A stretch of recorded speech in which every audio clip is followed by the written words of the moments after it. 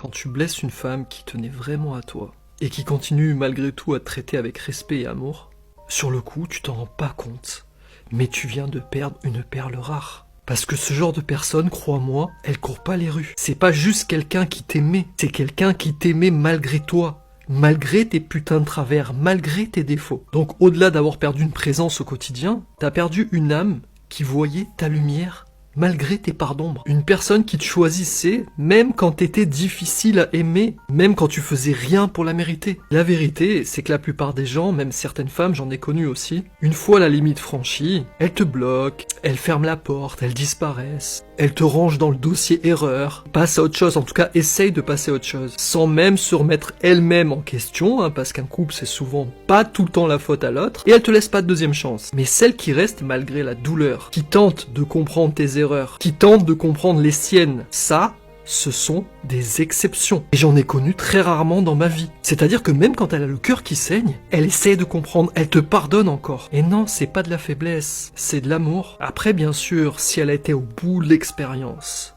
elle a tout donné, et qu'elle voit que c'est pas possible, là, elle dit stop, parce qu'elle se respecte. Donc si t'as une femme comme ça, qui a cette capacité d'introspection, de remise en question, et qui a un grand cœur, ne la perds pas.